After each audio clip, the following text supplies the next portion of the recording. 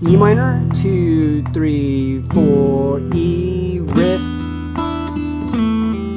And then right there on that downbeat, I'm landing right on this note B from this B minor chord. Hey, we got a few requests from the FGA member community for some Eric Clapton of these acoustic sessions that he did during the lockdown. This one we're gonna watch Black Magic Woman. This is a really cool one. It's an easy chord progression, but I really wanna teach you a lot about how he's approaching the solo and how he's playing over the changes. It's an important concept that everybody needs to know how to do, and Clapton is one of the best at it. Let's check it out.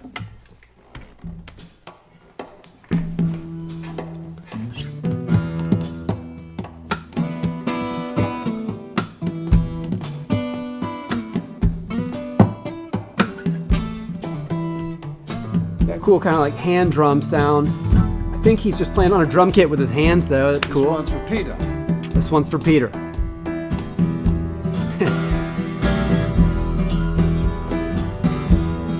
So this is an E kind of vamp. He's just jamming on E, hitting that G note.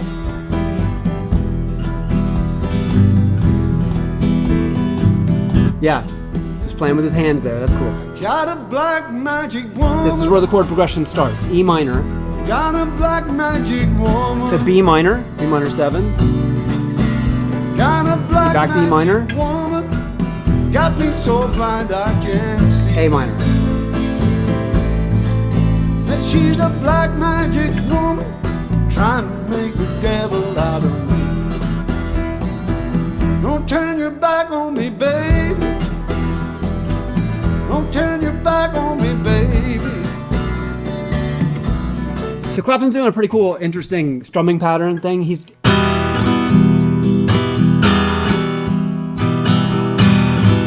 doing it all with his fingers going back and forth like this.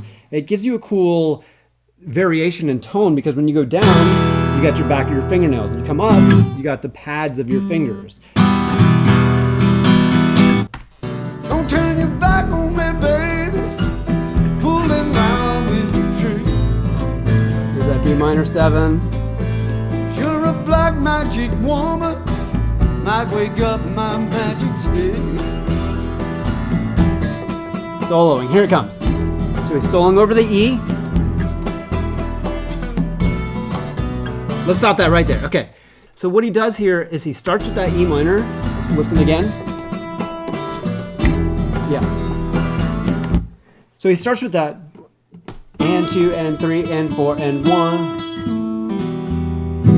And then he goes down to this E minor chord. So the way that Clapton approaches a lot of things is he's going to play, it's almost like call and response sometimes. He's going to play like a little riff and then come and do a little bit of rhythm or harmony just by playing a chord like that. Okay, so now that second time he played the same call phrase. But this time, see, he's landing on a B minor chord. The way he's playing this B minor is like this. 2nd fret, and then just playing the inside strings. I think later he's gonna play sometimes this like B minor 7, which by the way, both of these are B minor 7 grips. Just calling it B minor for short.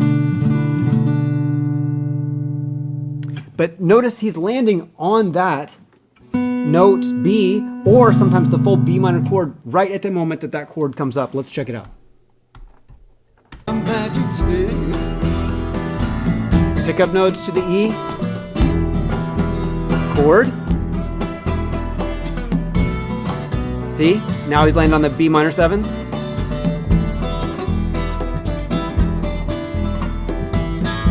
Same thing there. But he's going to resolve this time to an A minor. Let's listen. There it was. Back it up a little bit. E minor riffs.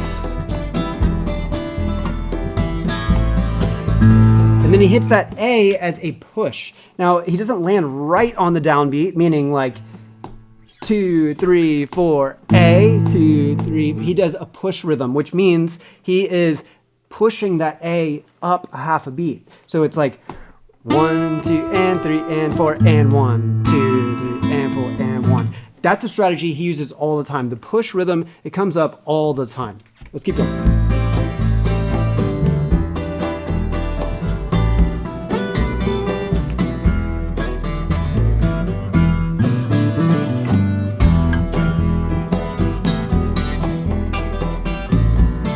Same ideas, right? The E minor, riff.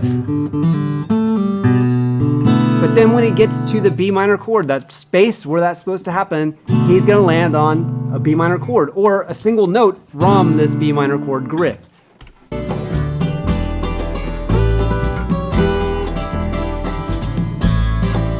Same idea there, he's landing on that A minor.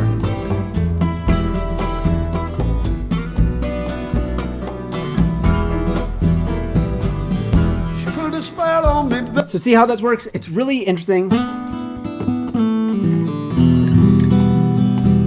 If this isn't something that you already know about, it's really interesting to see that that's how professionals approach soloing. They are really thinking about the chord changes in the background. They're not just playing E minor pentatonic, E minor blues basically throughout, but what makes it special is where he's landing on the chord tones of the correct chord at the right time. So for the tabs I want to include for FGA members here, it's going to be kind of a guide on how you can use the E minor pentatonic and then use this chord progression to practice landing on the right chord tones. Use this riff as your go-to,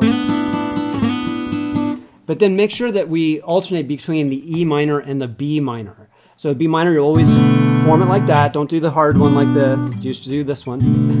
And then we'll go, it'll just sound like this. 2, 3, 4, E minor, riff, B minor, riff, E minor, riff, B minor.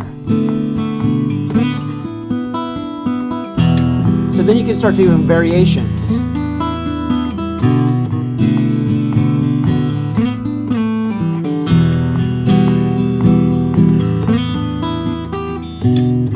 But see, every time on the downbeat, I'm always landing. To slow it down, on the downbeat, I'm always landing on the root note. So it's like slowly I'm going E minor, 2, 3, 4, E, riff. And then right there on that downbeat, I'm landing right on this note B from this B minor chord. From that point, you can kind of give it a little rhythm and then do a riff and then reverse that. So that next time you'd land on the E. It sounds cool. It's an easy way to start to practice playing the changes, what we call chord tone soloing. And once you learn more about going up the neck and other positions of the scale, you can use that same strategy playing E minor here.